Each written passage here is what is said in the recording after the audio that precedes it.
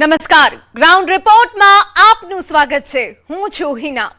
45 આગાહીકારો સાથે જૂનાગઢમાં વર્ષા વિજ્ઞાન મંડળ ભેગું થયું, જેમાં કેટલાક આગાહીકારોએ ખેડૂતોના ધબકારા વધારતું તારણ આપ્યું, તો કેટલાક આગાહીકારોએ ખેડૂતોને ખુશ કરતી આગાહી કરી। આ વર્ષે ચોમાસું 10 થી 12 આની એટલે કે અંદાજે 75% વરસાદની સંભાવના છે, જ્યારે ચોમાસામાં વરસાદના દિવસો અંદાજે 56 રહેશે।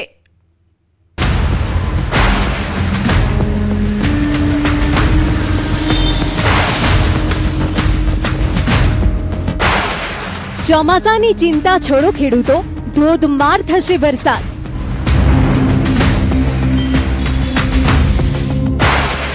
ચોમાસા અંગે આગાહીકારોનું સૌથી મોટું તારણ।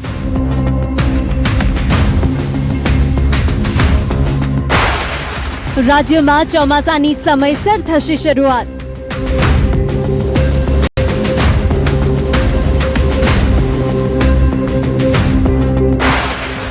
નવ મોટા આગાહીકારોની મોટી આગાહી।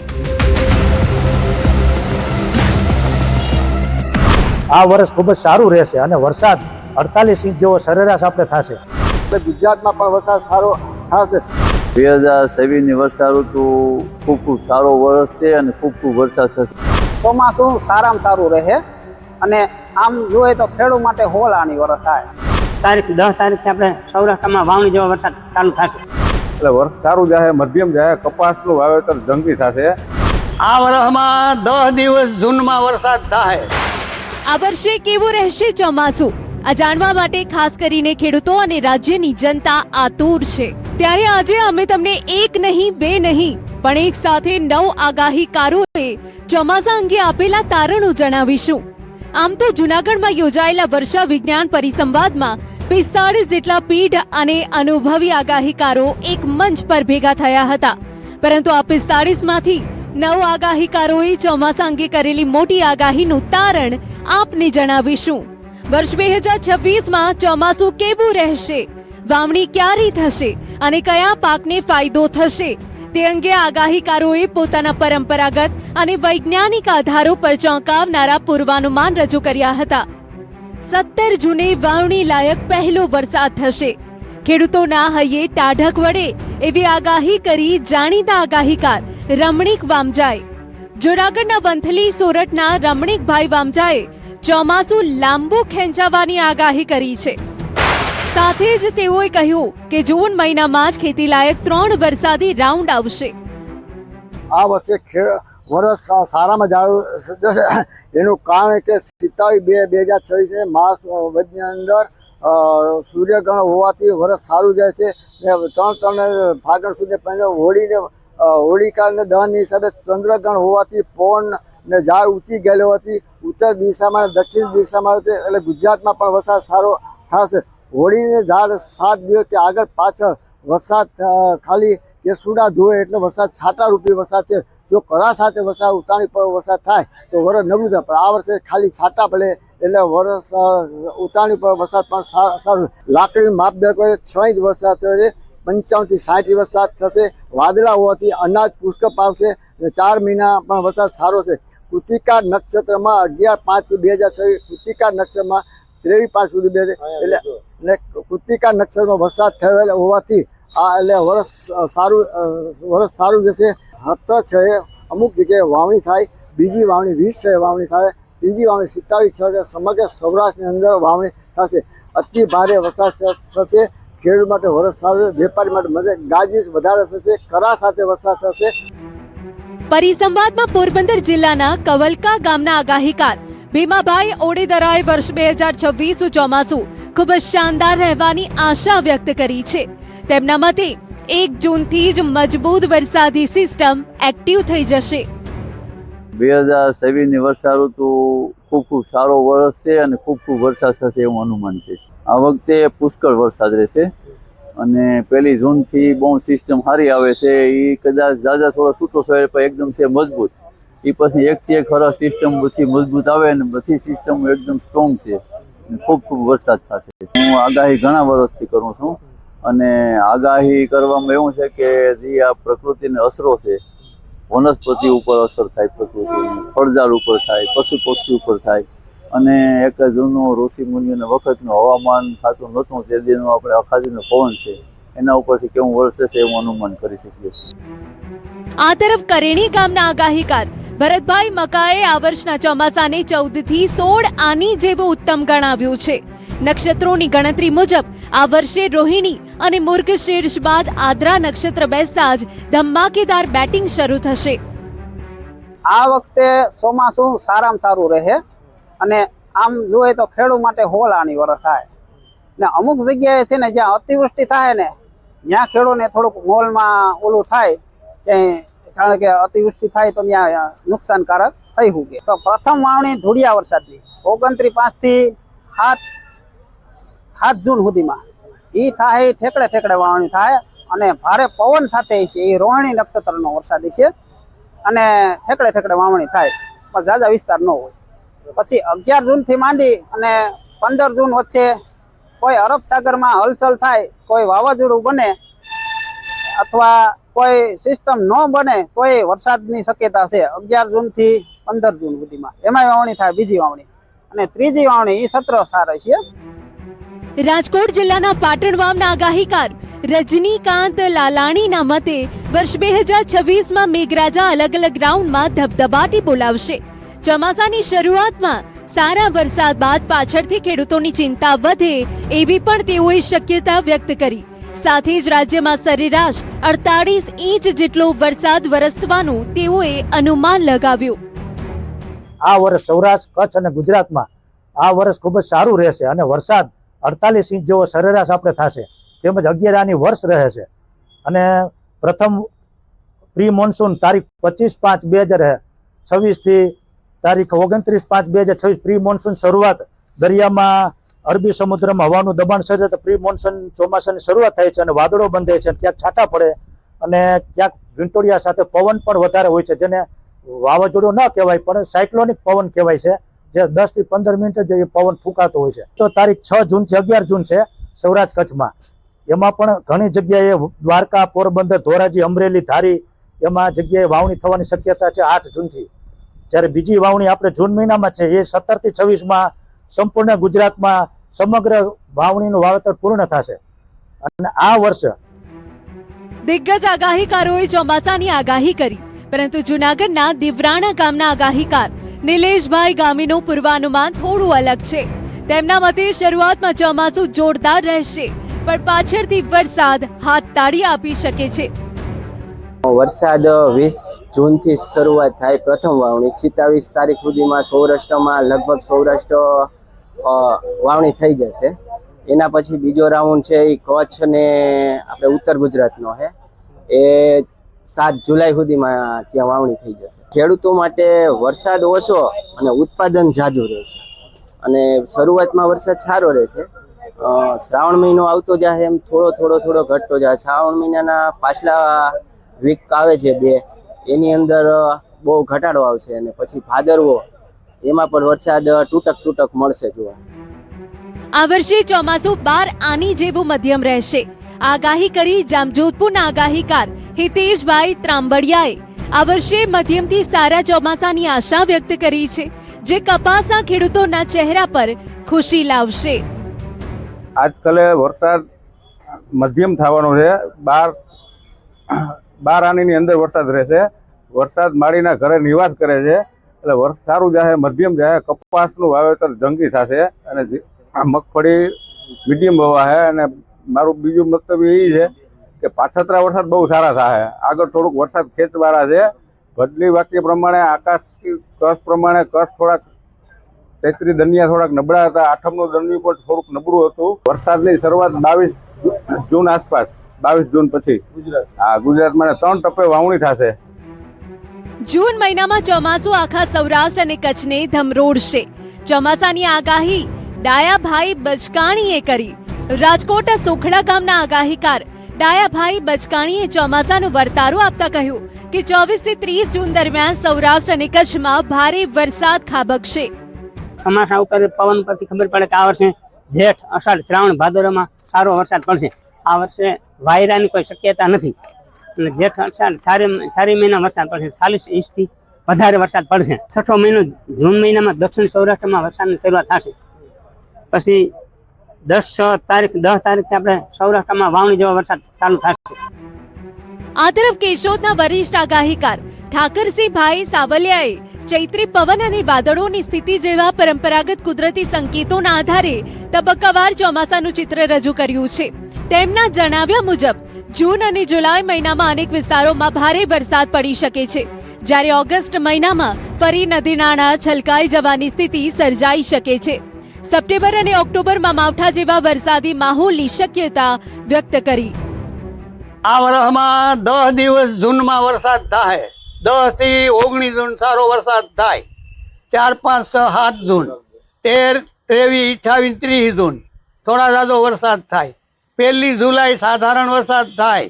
3, 4 ને 5 જુલાઈ નદી નાળા છલકાઈ જાય એવો વરસાદ થાય. 7, 8 ને 9 ઓગસ્ટ સારો વરસાદ થાય, નદી નાળા છલકાઈ જાય. 10, 11, 12, 13 ઓગસ્ટ સાધારણ વરસાદ થાય. વર્ષા વિજ્ઞાન પરિસંવાદમાં આવેલા મોટાભાગના આગાહીકારોના સૂર મેળવીએ તો એક વાત સ્પષ્ટ છે કે વર્ષ 2026નું ચોમાસું ગુજરાત અને ખાસ કરીને સૌરાષ્ટ્ર માટે અતિ ઉત્તમ રહેવાનું છે. શરૂઆતમાં સારો વરસાદ થવાના સંકેતોથી જગતનો તાત ખુશખુશાલ છે, તો વળી પાછળથી ઓક્ટોબરમાં માવઠા કે અતિવૃષ્ટિની ભીતિએ ખેડૂતોને સાવચેત પણ કર્યા છે. કુદરતના આ સંકેતો ખેડૂતોને આગોતરા આયોજનમાં ચોક્કસ મદદરૂપ સાબિત થશે. સરેરાશ તારણ એવું નીકળે છે કે આગામી ચોમાસું 2026 અંદાજિત 56 દિવસનો વરસાદ થશે, જેમાં 12 આની 10 થી 12 આની જેવું વરસ થશે અને 75% વરસ થાય તેવું તારણ આપવામાં આવ્યું છે. 2 તબક્કામાં વાવણીનું પૂર્વાનુમાન કરવામાં આવ્યું છે આગાહીકારો દ્વારા. તેમાં પ્રથમ વાવણી છે એ જૂનના બીજા અઠવાડિયામાં અને બીજી વાવણી છે એ જૂનના ચોથા અઠવાડિયામાં થાય તેવું સંયુક્ત રીતે 47 આગાહીકારોમાંથી અમને જોવા મળેલ છે.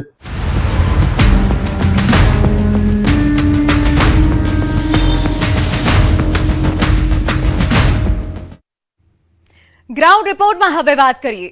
જનતા રાહ જોઈને બેઠી હોય કે સારા જનપ્રતિનિધિ ચૂંટાઈને આવે અને તેમની સમસ્યા સાંભળી નિરાકરણ લાવે. પણ એ જનતાને જ આજના ગ્રાઉન્ડ રિપોર્ટમાં તાલુકા પંચાયત ચૂંટણીના એવા રંગ બતાવવા છે કે જેમાં તમને પણ સમજાઈ જશે કે સત્તા માટે આખરે કેવા દાવપેચ અને એડી ચોટીનું જોર લગાવવું પડે છે. જુઓ સ્વરાજમાં સત્તાના રંગનો આ ગ્રાઉન્ડ રિપોર્ટ.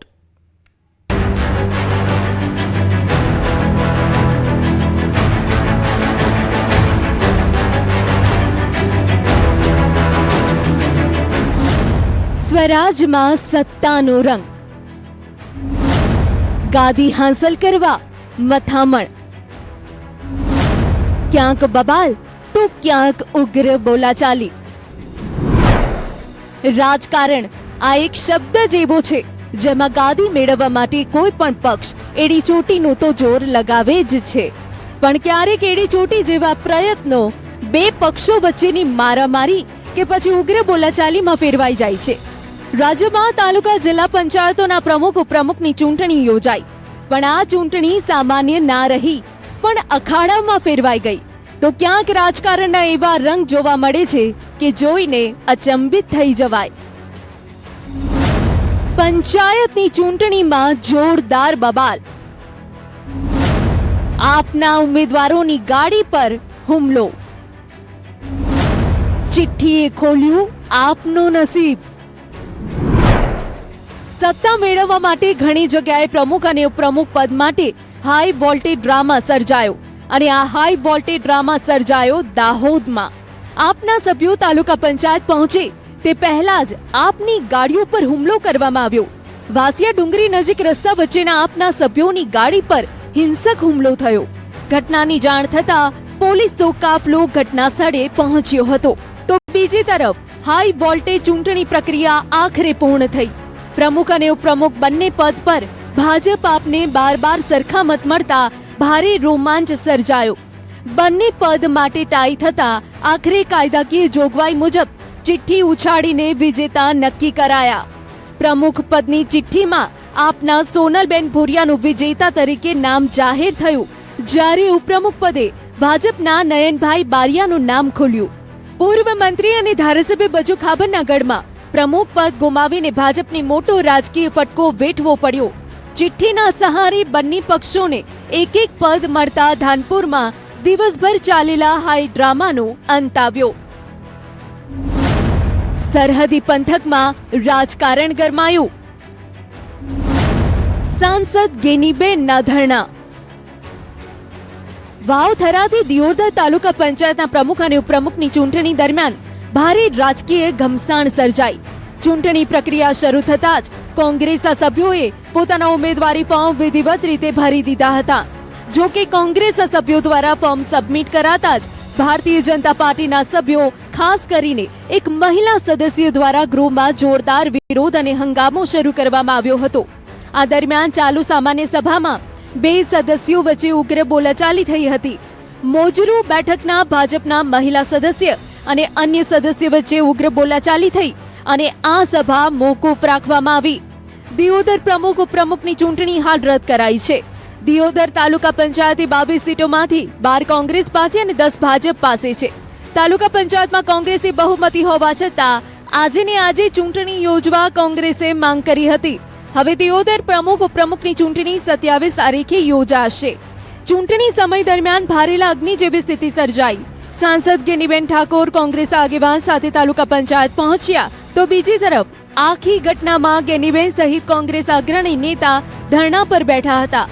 ભાજપ અને ચૂંટણી અધિકારી પર ગંભીર આક્ષેપ કર્યા હતા. એમને ભારતીય જનતા પાર્ટીના સભ્યોને અંદરો-અંદર એકાબીજાની ઝઘડો કરવા માટેનો પ્રયત્ન કર્યો અને માત્ર બહાનું કાઢ્યું કે કાયદો ને વ્યવસ્થા એ જળવાતું નથી, એટલે અમે ચૂંટણી મુલતવી રાખીએ છીએ અને 27 તારીખે ચૂંટણી કરવામાં આવશે. હવે નાના મોટી જે કાંઈ એમની વાત અને ચૂંટણી મુલતવી રખાવવા માટે અંદરો-અંદર એકાબીજા એ ભારતીય જનતા પાર્ટીના સભ્યો ઉશ્કેરણા છે. કોંગ્રેસના 12 સભ્યોને નાને કોઈ વસ્તુને લેવા દેવા નથી, છતાં પણ એમને જે પ્રજાએ બહુમતી જેણે આપી અને જેને લોકોએ ચુકાદો આપ્યો એ એમને પચતો નથી. ક્યાંક ને ક્યાંક ભારતીય જનતા પાર્ટી લોકશાહીને માનતી નથી. એમના જે પદાધિકારીઓ હોય એ પણ લોકશાહીને માનતા નથી. તો બીજી તરફ વાવથરાદ દિયોદર તાલુકા પંચાયત કચેરી બહાર ભારે હોબાળો થયો. પ્રમુખ ઉપપ્રમુખની ચૂંટણી રદ થતા કોંગ્રેસે હોબાળો કર્યો. ચૂંટણી અધિકારી સાથે ઘર્ષણ થયું. અધિકારી સાથે ઘર્ષણનો આ વિડીયો વાયરલ થઈ રહ્યો છે. સત્તા મેળવવા ઘમાસાણ. તોડજોડની નીતિ વચ્ચે સત્તાની ચાવી. ચૂંટણીમાં મોટો ખેલ. બનાસકાંઠામાં યોજાયેલી તાલુકા પંચાયત પ્રમુખ અને ઉપપ્રમુખની ચૂંટણીમાં મોટો રાજકીય ઉલટફેર જોવા મળ્યો છે. જ્યાં કોંગ્રેસ સ્પષ્ટ બહુમતીમાં હોવા છતાં ભાજપે સત્તા કબજે કરવામાં સફળતા મેળવી છે. 28 બેઠકોમાંથી કોંગ્રેસે 14 બેઠકો મેળવી, જ્યારે ભાજપે 13 બેઠકો મેળવી હતી અને અપક્ષે 1 બેઠક મેળવી હતી. કોંગ્રેસે બહુમતી હોવા છતાં ભાજપે કોંગ્રેસના એક ઉમેદવારને ઉઠાવી લીધા હોવાની ચર્ચા વચ્ચે કોંગ્રેસના તેનીવાડા સીટના ઉમેદવાર હનીફભાઈ માકનોજીયા ગેરહાજર રહેતા ભાજપે વડગામ તાલુકા પંચાયત પર કબજો કર્યો છે. વડગામ તાલુકા પંચાયતની ચૂંટણી શરૂ થતાં જ હાઈ વોલ્ટેજ ડ્રામા યોજાયો હતો. અપક્ષના સભ્યે ભાજપ તરફી મતદાન કર્યું હતું. આમ જિગ્નેશ મેવાણીના ગઢગણાતા વડગામમાં ભાજપ ગાબડું પાડવામાં સફળ રહ્યું છે. ભાજપના મગરાવાડા તાલુકા પંચાયત સીટ પરથી ચૂંટાયેલા અનુબેલ ઉપલાણા ને પ્રમુખ બનાવવામાં આવ્યા છે, જ્યારે રઘુભાઈને પ્રમુખ બનાવવામાં આવ્યા છે. જ્યારે એક સભ્ય ગેરહાજર રહેતા ભાજપે વડગામ તાલુકા પંચાયત પર ભગવો લહેરાવ્યો હતો. હાઈ વોલ્ટેજ ડ્રામા સાથે બબાલના પણ દ્રશ્યો આ ચૂંટણીમાં સર્જાયા હતા. મારાથી જે થાય હું બેનને બધાને વિનંતી કરું છું કે કામ કરીશ. પ્રમુખ તરીકે પ્રમુખ તરીકે ચૂંટાયેલી છું. કયા કામોને પ્રાથમિકતા આપશો? તાલુકાનો વિકાસ આપીશ. મને ભારતીય જનતા પાર્ટી તરફથી 14 મત મળતા હું ઉપપ્રમુખ તરીકે વિજય જાહેર થયો છું. માટે વડગામ તાલુકાની જનતાનો અને અમારા મતદારોનો ખૂબ ખૂબ આભાર માનું છું અને આવનારા સમયમાં તાલમેલથી સરકારને સારી રીતે ચલાવશું એવી હું ખાતરી આપું છું. બહુમતી દૂર હોવા છતાં સત્તા બની ભાજપની. કોંગ્રેસે પડદા પાછળ આપ્યું ભાજપને સમર્થન. કોંગ્રેસ અને ભાજપ એક બની ગઈ. ગીર સોમનાથથી તાલાલા તાલુકા પંચાયતમાં જોવા જેવી થઈ. અહીં બહુમતીથી દૂર રહેલી ભાજપને સત્તા મેળવવામાં સફળતા મળી, જેને લઈને હવે રાજકારણ ગરમાયું હતું. તાલાલા તાલુકા પંચાયતે કુલ 18માંથી 9 બેઠક પર ભાજપની જીત થઈ હતી. 7 પર આપ અને 2 બેઠક પર કોંગ્રેસની જીત થઈ હતી. કોઈને પણ બહુમતી માટે જરૂરી બેઠકો ન મળતા કોકડું ગુંજવાયેલું હતું. કોંગ્રેસનો આરોપ છે કે છેલ્લી ઘડીએ આમ આદમી પાર્ટીના સભ્યોએ ગેરહાજર રહીને ભાજપને છુપી રીતે સમર્થન આપી દીધું. આ મુદ્દે આપ અને કોંગ્રેસના નેતાની એક કથિત ઓડિયો ક્લિપ પણ વાયરલ થઈ છે. કમનસીબે તાલુકા પંચાયતના પ્રમુખ પદે બીજેપી બેઠી છે અને બીજેપી બેઠી છે એનું માત્ર ને માત્ર કોઈ કારણ હોય તો કોંગ્રેસ છે. કોંગ્રેસના 2 સભ્યો હોવા છતાં એમને આમ આદમી પાર્ટીએ ઉપપ્રમુખ, કારોબારી અને ન્યાય સમિતિ આ તમામ વસ્તુઓ આપવાની બાહેંધરી આપી હોવા છતાં એમણે આમ આદમી પાર્ટીના પ્રમુખ પદના ઉમેદવારમાં સમર્થન ન આપ્યું અને બીજેપીના પ્રમુખને બેસાડવામાં ઇનડાયરેક્ટલી ક્યાંક સમર્થન આપી દીધું હોય એવું અહીંયાથી પ્રતીત થાય છે. કે અમને અમારા પ્રદેશ પ્રમુખ ઈશુદાનભાઈ અને અમારા મહામંત્રીનો ફોન આવ્યો છે કે આપણે વિપક્ષમાં બેસવાનું છે. આ ઉપરથી સાબિત થાય છે કે ક્યાંક ને ક્યાંક આમ આદમી પાર્ટીના પ્રદેશ પ્રમુખ ઈશુદાનભાઈ ગઢવી અને પ્રવીણભાઈ રામ ભાજપના એજન્ટ તરીકે કામ કરી આમ આદમી પાર્ટીના સભ્યોને બારોબાર વેચી અને સભ્યો સાથે વિશ્વાસઘાત કર્યો છે. રાજકારણમાં ઉલટી ગંગા. આપને દૂર રાખવા ભાજપ અને કોંગ્રેસ એક સાથે.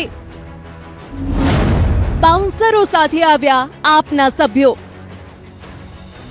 ભરૂચ જિલ્લાના નેત્રંગ તાલુકા પંચાયતમાં સત્તાની રચનાને લઈ રાજકીય માહોલ ગરમાયો છે. આપ પાર્ટીને સત્તાથી દૂર રાખવા માટે ભાજપ અને કોંગ્રેસ એક મંચ પર આવી જતા સ્થાનિક રાજકારણમાં ઉલટી ગંગા વહેતી જોવા મળી હતી. નેત્રંગ તાલુકા પંચાયતના પ્રમુખ અને ઉપપ્રમુખની ચૂંટણી દરમિયાન ભાજપ અને કોંગ્રેસ વચ્ચે ગઠબંધન રચાયું હોવાનું સામે આવ્યું છે, જેમાં ભાજપના ઉમેદવાર પ્રમુખ તરીકે ચૂંટાયા, જ્યારે કોંગ્રેસ સભ્ય ઉપપ્રમુખ પદે બિરાજમાન થયા હોવાનું જાણવા મળ્યું. ચૂંટણી પ્રક્રિયા દરમિયાન ભારે તણાવનો માહોલ જોવા મળ્યો હતો. આપ પાર્ટીના સભ્યો બાઉન્સરો સાથે તાલુકા પંચાયત કચેરીએ પહોંચતા સમગ્ર ઘટનાએ વધુ રાજકીય રંગ પકડ્યો હતો. કચેરી બહાર પોલીસ બંદોબસ્ત પણ ગોઠવવામાં આવ્યો હતો. સ્થાનિક રાજકારણમાં ભાજપ અને કોંગ્રેસી આ અણધારી નજીકીએ અનેક ચર્ચાઓને જન્મ આપ્યો છે. બીજી તરફ આપ દ્વારા સમગ્ર મામલે વિરોધ નોંધાવવામાં આવી રહ્યો છે. ચૂંટણી બાદ ભીષણ ગરમી વચ્ચે નેત્રંગના રાજકીય માહોલમાં ભારે ગરમાવો આવ્યો. હાઈકોર્ટના એક આદેશથી બદલાયું રાજકીય ચિત્ર. પ્રમુખ પદનું કોંગ્રેસનું સપનું રોડાયું. જીતનો સ્વાદ ના ચાખ્યા બરાબર. આણંદ જિલ્લા પંચાયતી પ્રમુખ ઉપપ્રમુખની ચૂંટણીમાં હાઈકોર્ટના એક આદેશે આખું રાજકીય ચિત્ર બદલી નાખ્યું. પ્રથમ ટર્મમાં આદિવાસી મહિલા અનામત બેઠક માટે ભાજપે મોટો ખેલ પાડ્યો, જેમાં ગઈકાલે રદ થયેલું ફોર્મ આજે હાઈકોર્ટે માન્ય રાખવાનો આદેશ આપ્યો હતો. હાઈકોર્ટના નિર્ણયથી કોંગ્રેસના પ્રમુખ બનવાના સપના પર પાણી ફરી વળ્યું છે. આદેશ બાદ સારસા બેઠક પરથી જીતેલા ભાજપના મયુરીબેન પટેલ જિલ્લા પંચાયતના નવા પ્રમુખ બન્યા છે, જ્યારે ઉપપ્રમુખ પદ માટે દુવારણ બેઠકના વિજેતા જીલુભા સિંધા બિનહરીફ ચૂંટાઈ આવ્યા છે. 2 દિવસમાં 2 નેતા છાટકા બની ખુશીમાં એવું ભાન ભૂલી ગયા કે રોડ પર બંદૂક લઈને નીકળ્યા અને નાચવા લાગ્યા. જાણે કાયદો વ્યવસ્થા પોતાના ખિસ્સામાં લઈને ફરતા હોય તે ભાજપના નેતાઓએ છોટા ઉદેપુરને બાનમાં લીધું. સત્તાના નશામાં એવા ઝૂમી ઉઠ્યા કે ભાન ના રહ્યું કે હાથમાં શું લઈને નીકળ્યા છે. પછી લોકોને મૂર્ખ સમજતા હોય તેમ આ તો રમકડાની બંદૂક હોવાનો રાગ આલાપ્યો. રવિવારે છોટાઉદેપુર તાલુકા પંચાયતમાં ભાજપનું બોર્ડ બનતા છોટાઉદેપુરના સાંસદ અને તેમના સમર્થકોએ ભારે ખુશી વ્યક્ત કરી હતી, જેમાં સાંસદ પોતાની ગાડીમાં બંદૂક લઈને નીકળ્યા હતા. જેની ગણતરીની કલાકો બાદ તાલુકા પંચાયત નવનિયુક્ત પ્રમુખ રમેશ રાઠવાને સત્તાનો એવો નશો ચડી ગયો કે જાણે કોઈ ડર ન હોય તે રીતે હાથમાં બંદૂક સાથે ખુલ્લી કારમાં નીકળી પડ્યા. નવનિયુક્ત પ્રમુખ ખુશીમાં ભાન ભૂલ્યા કાયદો વ્યવસ્થાની મજાક ઉડાવી પ્રમુખ રમેશ રાઠવા પદ સંભાળતાની સાથે જ ખુલ્લેઆમ કાયદાના લીરે લીરા ઉડાવતા અને બંને હાથમાં હથિયારો લહેરાવતા જોવા મળ્યા. રાઠવાના સમર્થકો અને કાર્યકરોની વિજય રેલીમાં પ્રમુખ સાહેબ જીતની ખુશીમાં એટલા ભાન ભૂલ્યા હતા કે તેમણે કાયદાનો કોઈ ડર રાખ્યા વિના પોતાના બંને હાથમાં બે મોટી બંદૂકો પકડી રાખી હતી. વિડીયો વાયરલ થતા શાન ઠેકાણે આવી ગઈ અને પછી રમકડાની બંદૂક હોવાનો રાગ આલાપ્યો. જનતાના પ્રતિનિધિ બનવા માટે ઉમેદવાર હોય કે કોઈ પણ પક્ષ એડીચોટીનું જોર લગાવે છે. તોડજોડની નીતિથી તો ક્યારેક ઉમેદવારનું નસીબ ખુલી જાય અને સત્તા મળી જાય છે. ગમે તે રીત હોય, પણ રાજકારણમાં બસ જનતાના પ્રશ્નો હલ થાય અને એમની સમસ્યાને વાચા મળે એ જ ઉદ્દેશ્ય હોય છે.